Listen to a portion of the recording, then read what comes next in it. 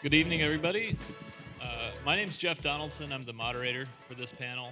I'll do a quick background on me. Is I'm a professional freeloader right now, and uh, up until May this year, I was with Quality Bicycle Products U of Q education program.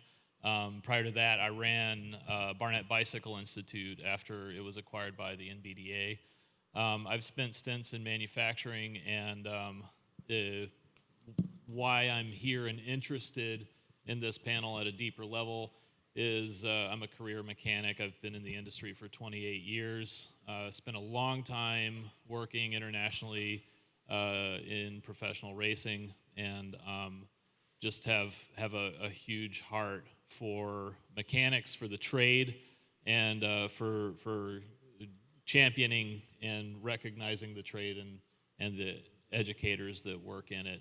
I really wanted to say, in introducing this panel and introducing this this talk, we've gone through some really great panels. We started with innovation, the innovative mindset, materials, and technology that build the things that we love. And we earlier today talked about sort of the promise of authenticity and the experiences that we say that we're going to give to our customers. And now we get to the end here, and we've spent time in the NWAC classroom and the Thaden School classroom, which is just a thrill to see. I've been waiting to see the NWAC classroom for quite a while now, and it makes me feel really inspired that there's this level of investment in education at a very professional level. Mechanics are the ones that are in custody at the end of the farm to table journey of our bicycles, and mechanics are responsible for those experiences. We may not think about it all the time, but this is where service education comes in, and I'd say, it is the key. We think of it now as the new key because we're looking for solutions. But that's what this panel's here to talk about: is what is the environment in education? What's the ecosystem look like? How do we deploy it? What are the challenges that we face? And my intent is to now keep my mouth shut as much as possible and let the really smart people on the panel talk about education. We want to run this thing a little bit differently. We would really appreciate any Q&A during the conversation. What we've all experienced is sometimes things spark up and you wait to ask. Don't wait to ask. Please just engage with us tonight. And Sergio's got the mic back there, and we'd love to have this be open and fluid. So I'd like to introduce the panel now, and if you guys could say a little bit about yourselves, your history, and really tell us about the program that you run. What do you do, and how do you do it? I think would be a great start here. We'll go stage right to left. So Ben, go ahead. Yeah, I'm first here. That's great. Thanks for everyone who came over to the school, the college, to check out that space. I think all of us were there. But my name is Ben Glenn, and I'm the program director for the Northwest Arkansas Community College Bicycle Technician Program. So that always seems like a mouthful there. We're accredited by the Bicycle Industry Employers Association, or BIEA. They saw a need for professional track, and they wanted to have that professional track in higher education. They started looking at community colleges. Our college has a phenomenal workforce development program, well-established HVAC, plumbing, electrical. We have a construction technology program. And when Dave Olson, chairman of the BIEA, caught wind of this, he thought, this is a perfect opportunity to work with a really progressive college. And it happened to be in Bentonville, Arkansas, where kind of everything else bike-related is happening. So he called up the dean of the department and said, hey, what do you think about this? And she said, I love setting up programs. I love launching things like this. We're in. The Walton Family Foundation Charitable Trust got wind of this and said, hey, how can we help? Write a grant, we'll fund it. So they did that and propped up the program. Now it's in its third year. Our third semester, our third year just started this August. I came on board. I was telling y'all today I was teaching science, 7th and 8th grade science on a Friday, and then teaching bike school on a Monday. So, I really had to transition my brain to adult education, but really it's just still education. And that's the beauty of it. Anyone can learn to be a bike mechanic. Anyone can learn to work on a bike. And that's kind of, the mantra I'm going with this year, switching my brain a little bit, I think. But anyway, so I was K-12 education for about a decade, mainly in special education, working with alternative learning environments, students in those places. Public education is a wild place. Special education and alternative learning environments in a public in K-12 is very tender, I think, and it teaches you. I've learned so much about students, about learning, and about families as well. If you want to be more involved, if you want to be more dynamic in your business, go volunteer at a school, go substitute teach for a semester, and you will absolutely be impactful. You will be impacted, and you will progress in whatever you're doing. So, K-12, it was a fun ride, but honestly, the pandemic ruined it for me. Unfortunately, I should say, but it was tough to teach kids virtually, hybrid situations as well. I see a kid twice a week and don't see him again until next week. What's going on with you? What have you been up to the next week? So difficult, and I needed a switch, I think, mentally. So made that happen and found the community college had, kind of the perfect blend for me in my experiences. Before education, I was in bike shop for about 10 years, and I was able to combine those two experiences together at the college. So really fortunate. Timing was great. Came on board as the curriculum expert, and helped to kind of bring together a lot of curriculum content into a way that, something that was teachable. And then came on as the director. I guess it's been just over a year and a half. So previous director left, and here I am. We've got 3 people on staff that teach, myself, Colin McAllister, and Mike Rush. He's one of our instructors for our evening courses on the night credit or the non-credit side.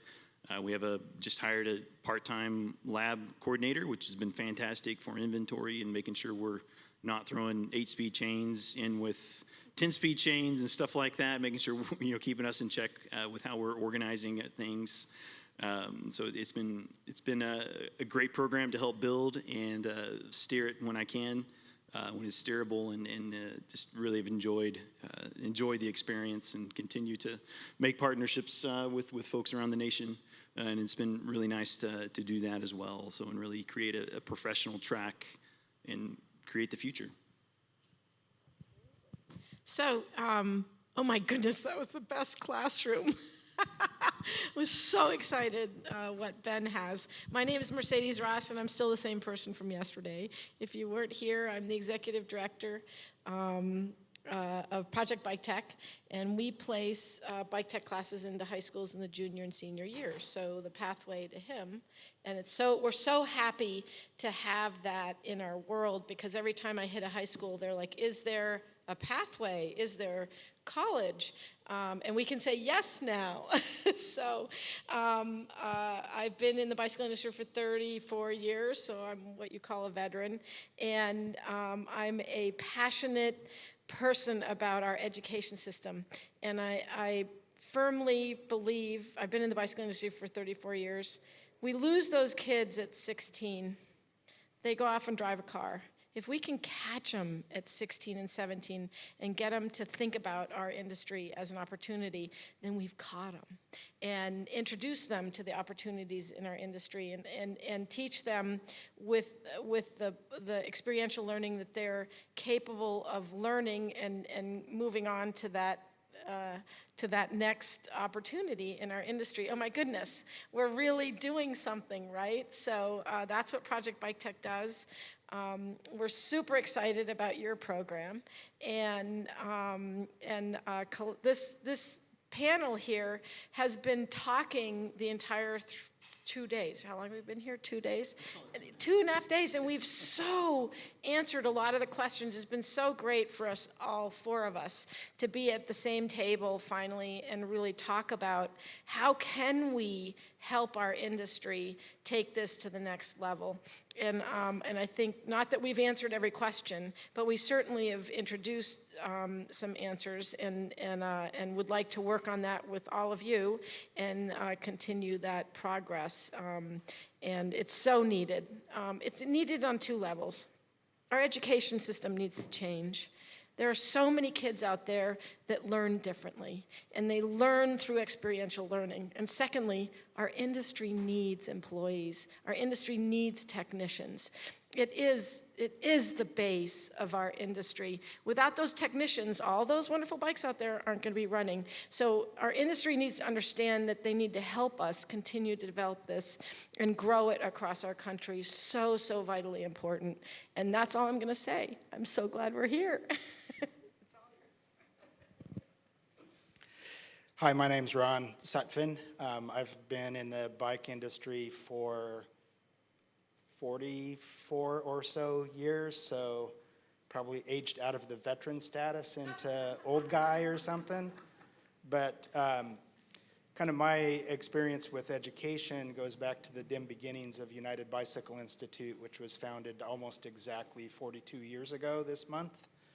And kind of naively jumped into sharing my experience in mentoring people to get started in the bike industry, and also found out that a lot of enthusiasts wanted to learn to fix their own bikes rather than take them to a bike shop.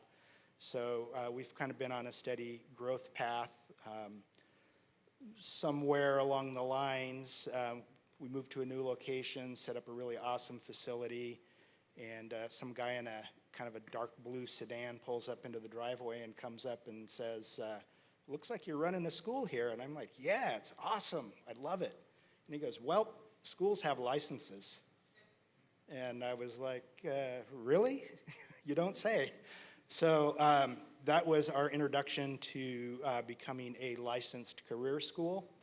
And so we have been licensed for probably close to 30 years to teach a certificate program, which is kind of in the higher education scheme of things. And it's been a real treat to teach so many people a skill that blends kind of presentation and education and tactile learning. So there's lots of talk in kind of the modern workforce training world about competency-based training, and it turns out that's what we've been doing all along. And so we've had a lot of folks take our classes that come from various educational backgrounds, and they kind of rave about this kind of mixture of explanation, demonstration, written text support, coupled with hands-on, and it's actually kind of a no-brainer, so I'm excited to see more of that being rolled out to high school students, grade school students, and the more opportunities we have for education in our industry, we're all going to be better off. You know, our simple mission from the beginning has really been directed at delivering better performance and better safety and better experiences when somebody jumps on their bicycle. And that really hasn't changed since I've been doing this. Really wanted to get a sense of, Mercedes, I think you touched on it just briefly there, and I want to get in a little farther to the educational ecosystem and really kind of defining what those elements are and what they do for businesses. Like at a practical level, we used to, at Barnett Bicycle Institute, we'd call out, like, we're going to be very process driven, and we're going to create repeatability in the work that industry workers do. within the whole scope of education, and I really like that the three of you are here with different and complementary programs, but it doesn't represent the whole scope of education. What does that look like, and how does it deploy to the benefit of an IBD and subsequently the rest of us in the room? I designed retail stores for 34 years. One of the biggest struggles of our retailers is finding employees. And one of their biggest expenses is training those employees. So if the employees could just come to them pre-trained, that would take a huge burden off their shoulders and would allow them to then hone in those employees. So if they get a high school student out of my program, they've got a great little bike builder. If they get a college student out of his program, they get someone who can take that next step, and as well as a UBI. So taking that burden off the retailer is critical, and the better job we can do at that, I think the less that retailer has to work at training their employees. You have anything to add? You're going for your mic. Yeah, I think you've explained kind of the pathway there, and that's exactly what we're after, is a pathway to a career, and it starts at a young age, creating that spark of whatever that career is going to be. We want it to be bikes, right? We want it to be working on bikes. That's what I want. That's what Ron wants, and that's what Mercedes wants, and Jeff. And I hope you want the same thing too. But, it's teaching those competencies. It's teaching critical thinking. It's teaching problem solving. It is teaching those core skills to be able to progress themselves. Hopefully they're going to be leaders in the industry. Hopefully they're going to, continue to spark innovation and that authenticity, and bring that important diversity as well to the industry. Diversity, not just male versus female, or male and female. Diversity in the sense of intellectual diversity. Every student has that opportunity, and there's 3 opportunities represented here with these 3 programs. Professional track, whatever that looks like for them, is where we want to go. I mean, the independent bike dealer is absolutely going to benefit, because they're going to have trained, knowledgeable staff that's going to take their business to a profitable position and continue that business and grow that. And so how does it not go that this model just ends up being a replicator for actually being bad for independent bike dealers? And listen to where I'm going with this. Right now, the only opportunity an independent bike dealer has financially is to hire a Grom that knows nothing, so they can pay them at Grom nothing rates, and then, be able to cultivate them under their own wing, and maybe, give them raises as they go. But the model that you guys are working on seems to me like somebody comes out of high school or comes out of a college program. Now they have a marketable skill that they can ask more money for, and the only people that are going to be willing to spend that additional money for this new, much more educated Grom is the concept stores, is the higher, bigger businesses that have the budget to hire these kids. So how do you work through that? That student immediately is more efficient for that retailer, and that retailer can make more money with that student who's more efficient working for him. Am I wrong? I agree with that 100%. They come in automatically and able to turn a profit. It's all about efficiency, proficiency, and profitability with our program from day one. That's number one conversation, is setting that expectation. Is you're going to come out of here as a proficient, skilled bicycle technician, and you're able to create a profit from day one for that, whoever hires you. Hopefully it's a local bike shop, and they get to stay local and continue to build their community right there. It is a tough question to answer, because It is an investment. One thing that Mercedes touched on was, it's expensive to train employees and to keep employees. It saves you money if you don't continue to have to hire employees, though, because you're wasting your time training, and you're not able to build your business like you want sometimes. So. Yeah, I think you drilled down to like kind of one of the real crux issues is, training aside, if you're not making enough money to really thrive as a professional, maybe heaven forbid, contribute to a retirement account and, save up for a down payment on a house. I think that ultimately the solution to that is, as an industry globally, we've never had a formal workforce training concept.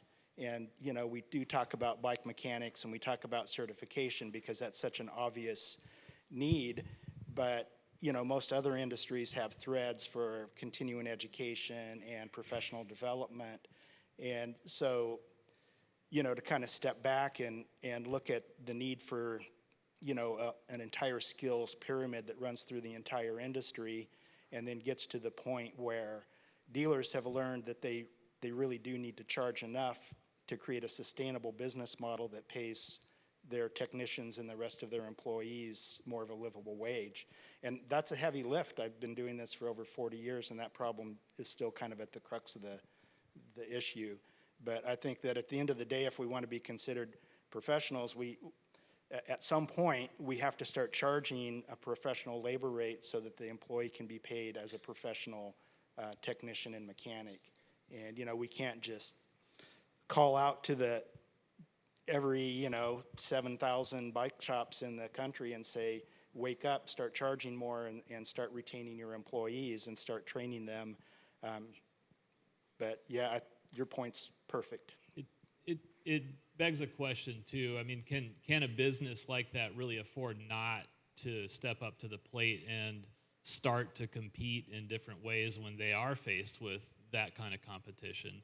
I mean, if customers are going to a different type of business because they get a better experience there on the whole, and we know service drives customer experiences. It's one of the best ways you can put a smile on a person's face or frustrate the living daylights out of them. And if that shop is going to commit to no change and say, we're just going to keep running things the way we run them, maybe they've got a great senior mechanic, or maybe the owner is really, really great at what they do, and they'll succeed because they can train their mechanics in-house.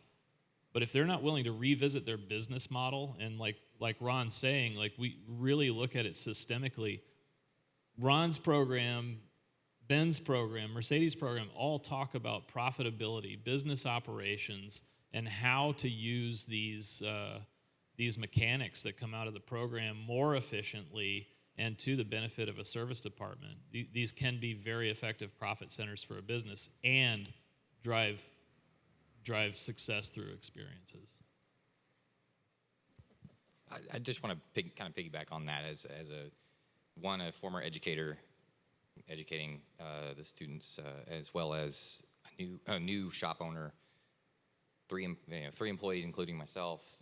My first thing was investing in employees and employees who are experienced or gaining experience, but and then also paying them a wage that I feel was valuable to them and would retain them as well, and not just by retaining them by pay, but retaining them by showing them the respect that they deserve, showing them that I respect their opinions and their thoughts and want them to be a part of my shop. The shop is built on me and my kind of reputation, sure, but they help me perpetuate that, and they become a part of that, and they add their flavor to that. So I think that small shops, I'm okay with making that sacrifice to have the employees demand more, but I'm willing to pay that because I don't want my employee or my customers coming in and every month there's a new person behind the stand. So that's kind of my 2 cents on that. But yeah, I agree with what everybody's saying, especially Ron. it's going to have to come from the bottom up in a lot of ways as far as bringing that up and having students come out of these programs and say, hey, I have this experience. I feel like I need a better pay that's commensurate with that is going to change things for sure. I'd say that's a net positive conversation to have. In order to get forward, I believe we have to challenge ourselves, right? So there's the challenge. Not to belabor this whole thing, but I think Steve's got a salient point that's actually really interesting.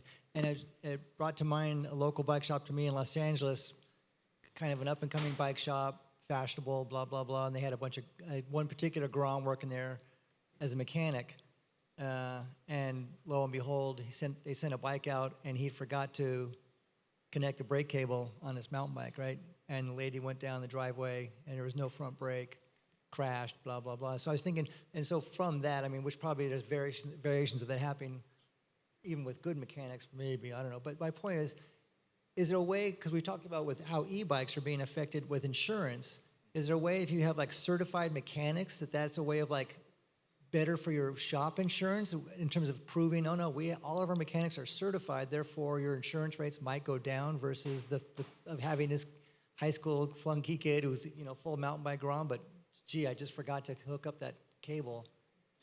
Is that an asset of Absolutely. That's been a conversation we've had, is that underwriter looks at the certified licensed technicians that are working for that bike shop, and automatically that's a plus, for the cost of the insurance to keep those bikes running like they should and like they're built to, the manufacturer's specifications.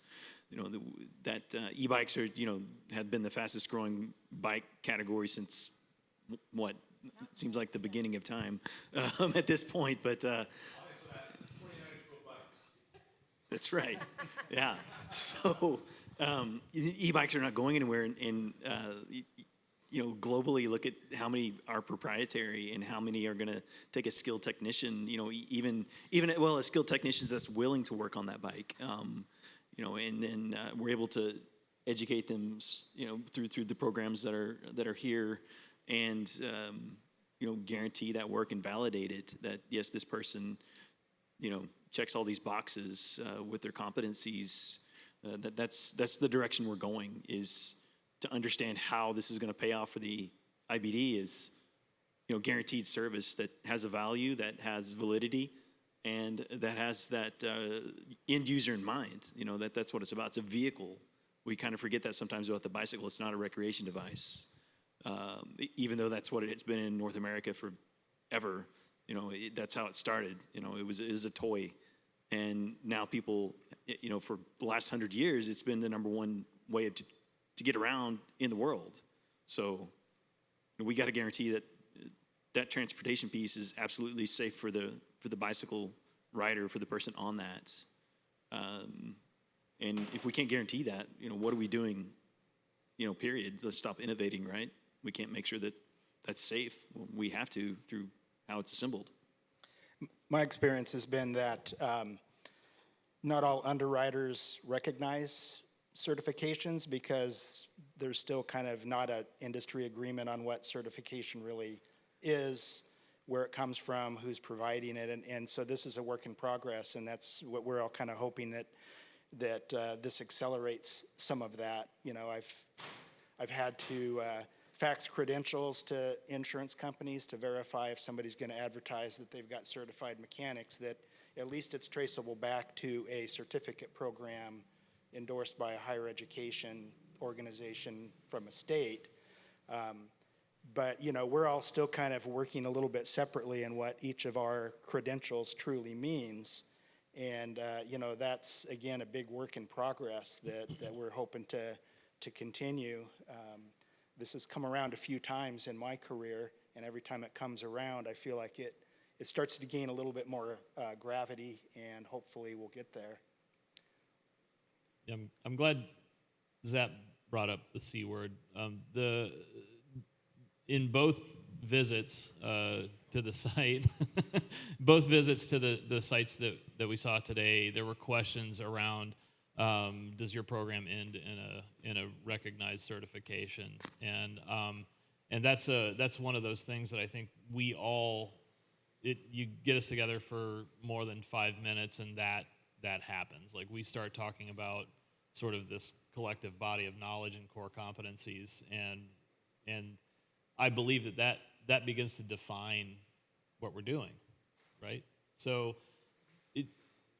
pivoting into that, what does certification look like? Why don't we have one, and where can we go get one? I mean, this is important. You know, it's a big deal. It comes up a lot, and maybe Ron, you can talk about the difference between a certificate and a certificate program versus a certification pretty fluently. You want to get started there?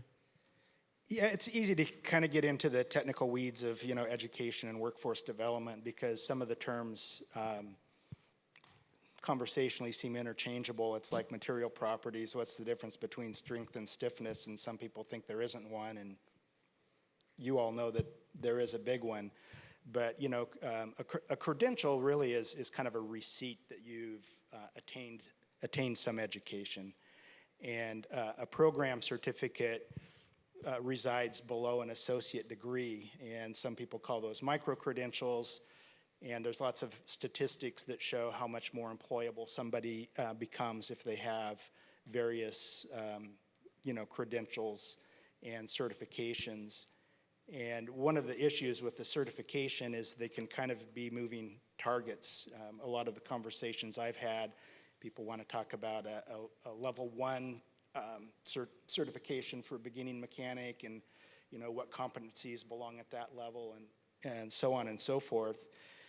And it becomes a moving target. Jeff and I have had this conversation where what was maybe considered a kind of a high-end skill, like when everybody started having to learn how to bleed disc brakes, that was kind of new. And so that's kind of trickled down to that's just an average bike mechanic's competency now. And so unless we can kind of review what new competencies are required for some of the new components and, in order to make them perform well and be reliable, that's where the notion of kind of professional development and continuing education comes in. So anybody that considers themselves a professional mechanic has not been resting on their laurels and ends up not being able to work on the latest, greatest stuff. So, we all get fascinated with what other industries do, and we'll throw out the motorcycle industry or the car industry, and a lot of it's applicable, but some of it is sort of a uniqueness of the bike industry that we're a little bit stuck with. So I'm not sure if that was covering it, but. Well, yeah, I think it did. And I want to know about really the value proposition of a certification, and when we talk about it, like beyond what's useful to us knowing our core competencies and at a functional level. Mercedes, I think you've got a good set of examples as you're talking sort of inside and outside of the industry of the value of certification. Yeah, so part of my life I owned a motorcycle shop. I know I don't look like someone that would own a motorcycle shop, but I did. And I was there during the process where the motorcycle industry went from being rundown shops, non-certified mechanics, and a really gnarly industry to an industry that was highly certified and merchandise shop, and the labor rates were much higher. So in that 18-year period that we owned our shop, the entire industry changed. So that gives me hope for our industry, number one. If you can change that industry, you can change anything. Of course, the driving force was massive companies. We're talking Harley Davidson, Kawasaki, Honda. All of them realized that if they wanted to up the level of their motorcycles, they had to have a higher level of mechanics servicing those motorcycles that were now $50,000. And so the shops had to have certified mechanics. And what came in tow was, for me as a small shop, the insurance. And so in the motorcycle industry, there was a massive savings if I had all certified mechanics. The second thing is it was an interesting manifestation was the consumers came in and they demanded a certified mechanic work on their bikes. And so there was this transition that was twofold. The insurance help, but then the fact that Joe, who had his motorcycle, didn't want anybody but a certified mechanic to work on his motorcycle. And so the savings was considerable. What did I say? I can't even remember what I said the other, I can't remember what You said it was, you went from $15,000 to $8,000 annually. Yeah, it was half. So for me, as a tiny little shop, and I was a tiny little shop, that was a huge savings. And it was worth me finding those certified mechanics that I paid a little bit more. But the response I got was, I got more customers, I made more money, I was paying less for insurance, and I was able to pay my mechanics more because of those certifications. I'm not going to say it was an easy transition. That industry worked hard, and it came from the top down. It came from the big guys.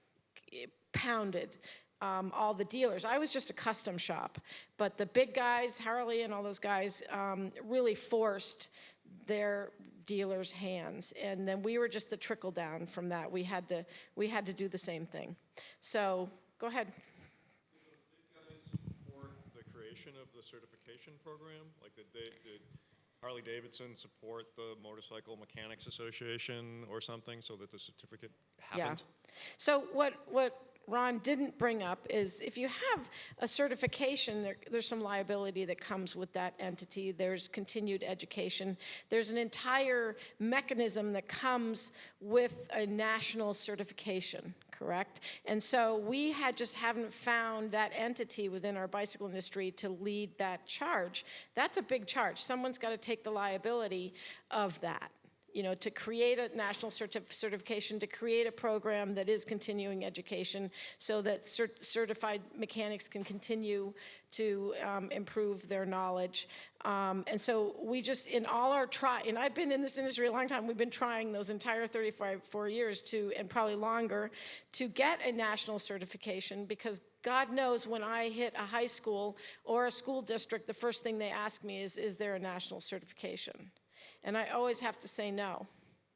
I've written the article 10 times about NBDA trying to do it, PBMA trying to do it. Are we any closer to having something like that happen? And where will it come from? People for bikes? Give me that thing. Track specialized? Unfortunately, in my opinion, we're not, and that's ultimately where we need to go, is somebody to kind of curate these standards. Kind of trying to understand all of this as I got licensed and got more experienced, and then some regulations would kind of take me by surprise that came from our licensing agencies. I ended up getting on the advisory committee for private career schools for the state of Oregon. And so in Oregon, there's 250 private career schools. 60 of them, I think, are aesthetic schools, hair, skin, and nails. They do have national organizations. They have state organizations that are part of that. And the first thing that I got asked when I filled out an application to be licensed is, show me your curriculum and show me that it matches your industry standards. I guess I have to tell you that I guess I'm creating the industry standard because none exists. And so by default, it's been Barnett's and us and Mercedes and now, this higher level, but we're still not able to align with the overarching industry organization. And that's where we have to get to. Education and training is expensive, and I think some people have tried to monetize it, and I'm here to tell you there's not a lot of money in training. It's red ink. Most industries invest in training people because they know it might protect the entire industry from liability, better performance out of their product. The list goes on and on and on, and that's why so many other industries take on that responsibility and subsidize it to a certain extent. I'd say the underlying value to education is not that Ron or in the past I was here to to get rich off of an educational program. It's that this is what's creating those consistently good experiences that customers are having, and ultimately helping our industry move forward and drive at consistency and common core experiences or common core competencies. I wanted to ask, in the spirit of certification here, to Ben, I think you had a lot to say about this and education in the spirit of professionalism, and you talked a whole lot about that. I was wondering if you could talk about how this sort of wraps up into a package, and really how we can all understand in this room, the four of us on the stage, collaborate and come up with an understanding of our own responsibility to driving these notions forward. Like, how do we work together to come here? So the last 2 years I was working in bike shops. I was part-time and going to school part-time and teaching part-time. So like 3 jobs, like, right? And it was kindergartners. And talk about zero energy. I felt like, I felt much older than what I really was. But my last day was January 1st, January 16th of 2016. And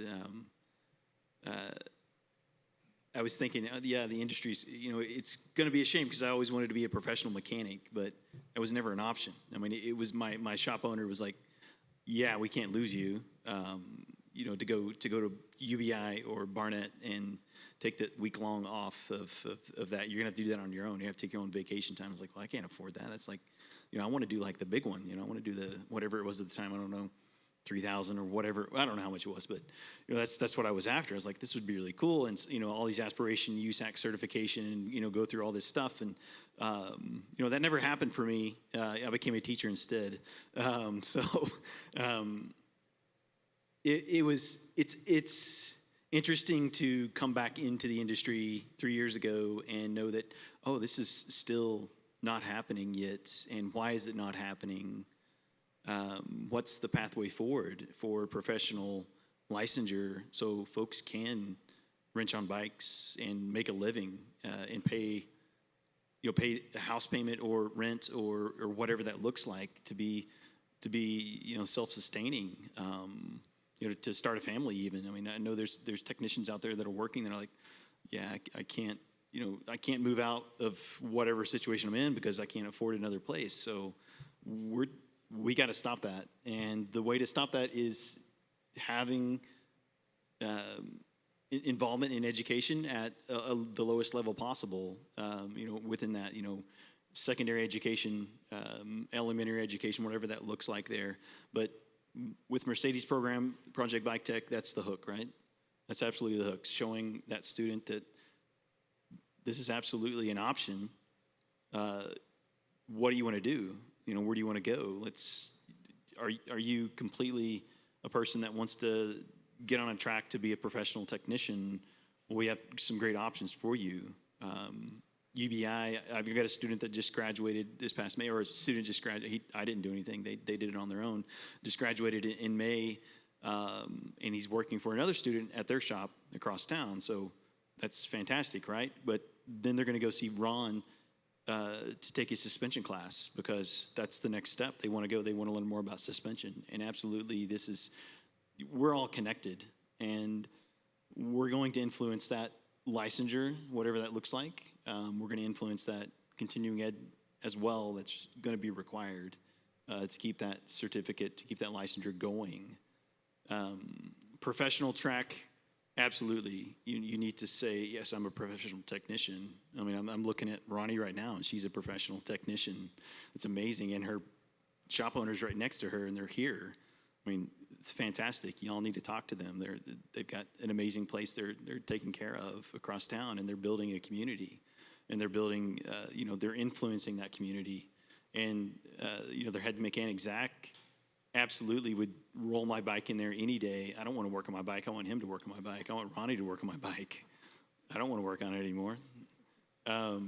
So I don't know if I've quite recalled the conversation, but the professional track looks like a continuing or a early college credit course, and then it looks like the opportunities at a certified level, outside of that once they finish that high school.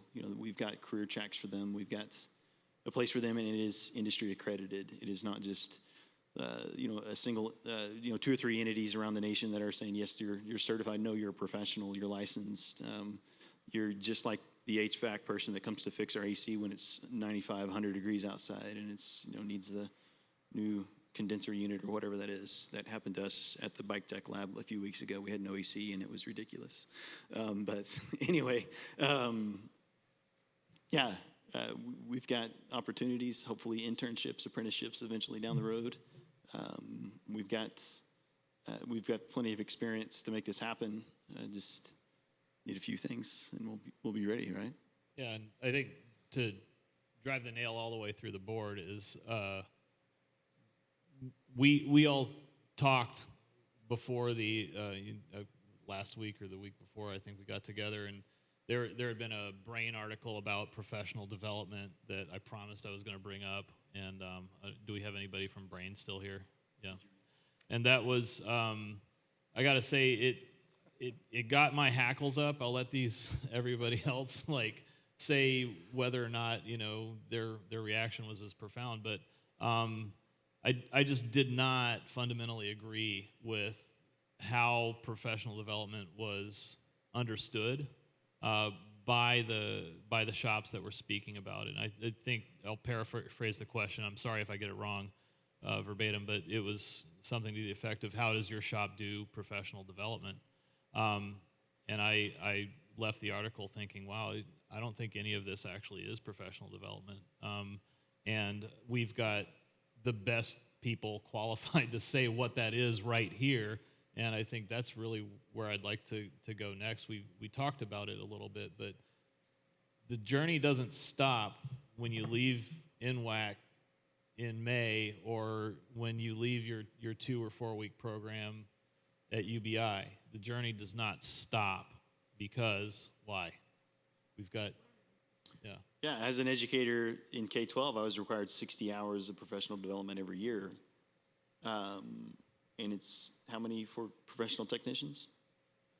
Anyone know that number? We could just throw out maybe 4 or 5 per bike shop, so that gets you, 35,000 or 40,000 maybe, as a wild guess. And the whole professional development, that question has come up a lot in some previous discussions, and we don't, when you were taking it, there's those opportunities have like an hour value to them. So you take this training and it's 10 hours or 20 hours, and in the bike industry we don't have anything like that at all.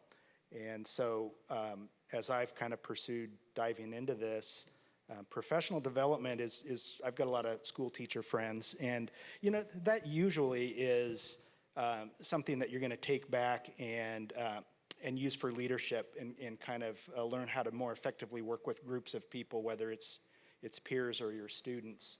Whereas continuing education is going to be specific to a skill or a competency, and that's why mechanics are probably more aligned with continuing education, and a manager or owner or HR person might be more in line with professional development.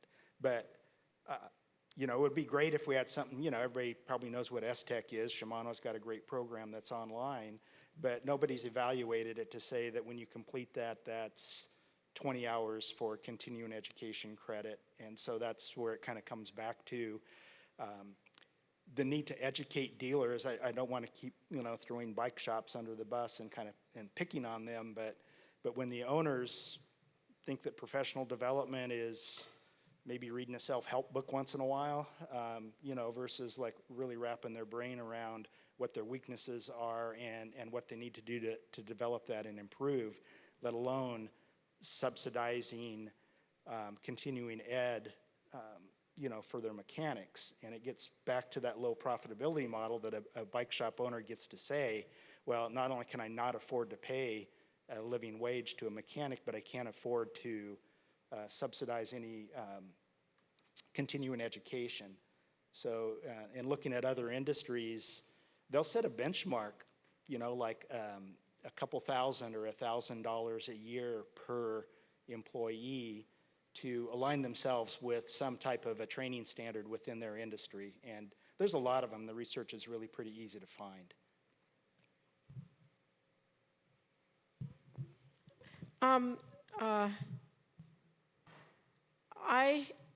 Since we've been involved with high schools, all our teachers have to, every summer, in the middle of their short little summer vacation, continue their education. We, as Project Bike Tech, hopefully will continue to provide additional education to our teachers that are teaching our bike tech program. And so it's a professional development that needs to happen within our industry. It's not. And it's something we all have to take responsibility for. So, oh my goodness, call to action. There's 4 of us sitting up here. We need help, right? We need help getting the word out there to our industry, and it's so vital for our industry. All of us won't have jobs if those bikes don't keep running, right? I mean, that's just what it comes down to. So yeah, I think it really is a basic thing, and it's super sad that our industry doesn't have that. I just, I don't have a solution for it other than to go stomp on Mike Sinyard's desk. But I was 23 when I did that. So I don't know. I don't have an answer, but it does need to be addressed. Yeah, I think it comes back to that professional certifications or licensure program, the requirements that we're going to outline in that is, what does that look like? What are how many hours? What do those hours consist of? Is it STEX to training modules over the newest, latest grade? Is it keeping 100% in both of those? Is it visiting Ron to get that, advanced whatever class course going? Is it working with a shop that has X number of certified technicians, and you go and spend a week with that shop and just immerse yourself in a different culture and a different community? I don't know, but I think we have some good answers around the globe. I've been working closely with ROC Van Twente in the Netherlands, eastern side of the Netherlands, to understand their program. They have a 4-year program that starts at the age of 15, and those students come out well paid at their shops. If you've been to the Netherlands, if you've been to Europe, if you've been to the Netherlands, I've got a bike shop you need to visit. It's amazing. Kokki's Bike Shop in the east side of the Netherlands is an amazing shop. It was beautiful. I can't believe it. Yeah, y'all would go crazy. It was nice. But anyway, so the students come out of there. They have a livable wage. They can buy a house on their salary, and they can work on bikes and do the things they're passionate about. But to understand our curriculum, our content, it's been eye-opening because it's the same stuff. And we just need to put it together and, make some changes, I think, a little bit. But it's great to see that, and it was encouraging as well. But it was also eye-opening, like, wow, we're doing this here with the programs we have, and we're doing it well too. How many students have you graduated since the inception? 40,000. Yeah, it's probably closer to 30,000, but that's still a lot. I think the single largest year when we were operating in Portland and doing mechanics and frame building, we had between 800 and 900 certificates that we issued that year. Our licensing agency only tracks completions, so we report on our completions, and that's how they track to see if a career school is doing good work, is kind of student completions. And we were talking earlier about sometimes the poor completion rate for community colleges and high school diplomas even. you know, in most career certificates, it's pretty high. The completion rate's pretty high, and that allows somebody to kind of get into a career track early on and start earning money instead of maybe just kind of going down the path of getting a 4-year degree that's overly general to really start earning them much money and then be servicing student debt on top of that. So for a lot of people, and I think especially in the bike industry, they would be way more well-served by going through a program like yours and then getting into the workforce and doing something they can sink their teeth into. So our little program's only been, you know, a national program for a short period of time, but in that short period of time of 15 years, I think we've graduated probably about 5,000 kids. That's, you know, that's not a bad number. So.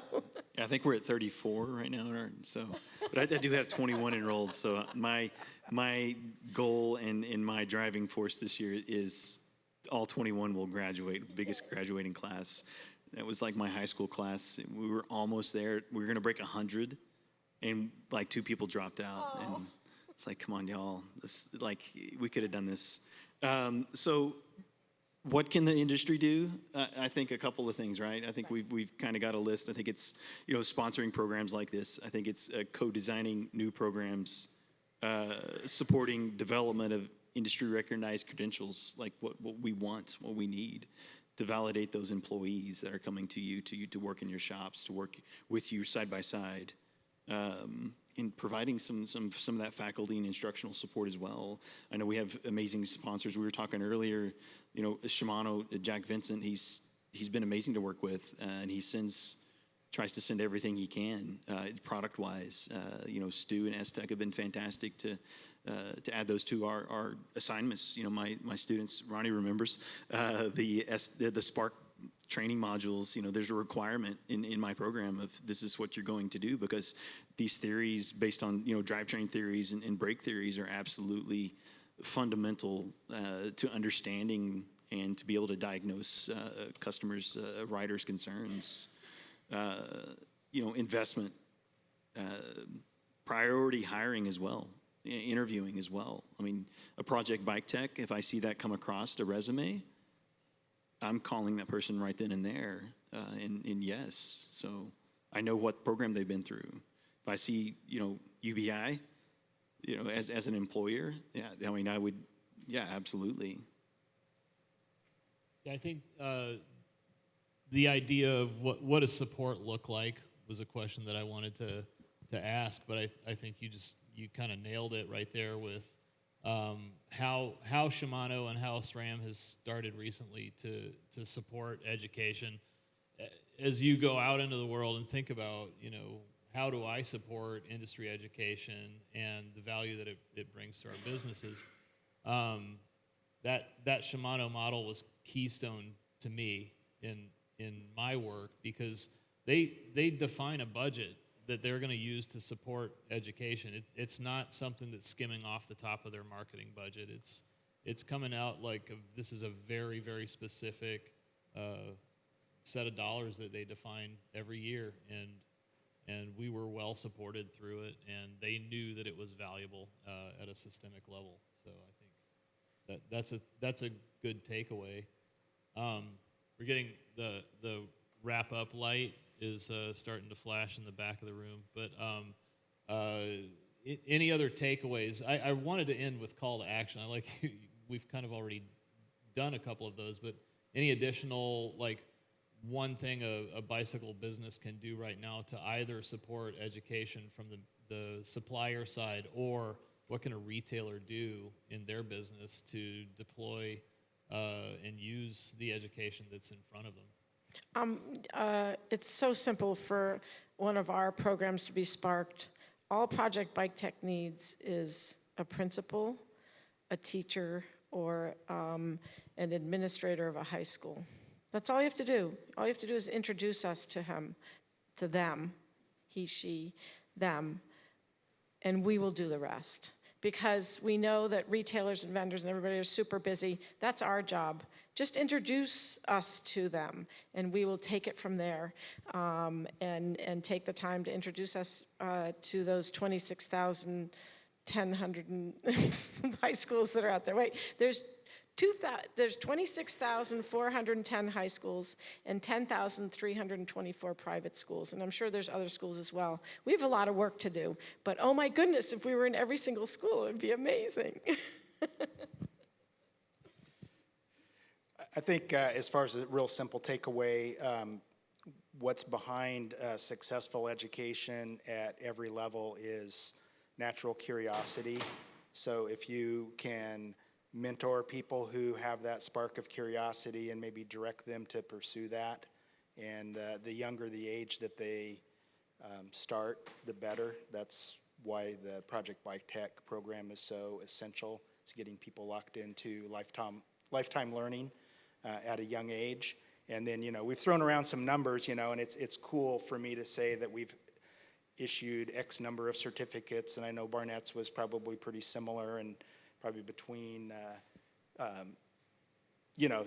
three of these longer running programs, it's maybe 50,000 people, which sounds like a lot, but I'm here to tell you that the bike industry is woefully undertrained. So there is room for just about anybody, whether they're in a company, to start offering or pursuing continuing education and professional development. It's really critical, I think, for our growth. Ben? I think I've given a pretty good list, but I would say on that note, learning is interesting, right? Education and learning are two different things. Anyone can learn to work on a bike, and that's. I think I want to maybe close with that part in what I want to say. So, you can learn to work on a bike. Anyone can. Anyone can be a bicycle technician. I truly believe that, and the pathways here are amazing. Support those. Support those with who you can call, who you can poke across the internet and say, hey, these programs are really changing the industry and leading the industry in the right direction where we want to go, and I support that. How can you support that? I'd say in closing, to IBDs or to anybody who goes out and talks to IBDs, use these educators to help your systems in your shop. Bicycle's a machine. It doesn't get sad. It doesn't get happy. It doesn't just decide it's not going to work. There are real mechanical reasons for it, and these are the resources to figure out how to do that repeatably and profitably. And if you make some simple changes in your shop, create systemic use of this education and this knowledge and the talent that's coming out of these talent pools, things get better, and all of us float. We're much more buoyant.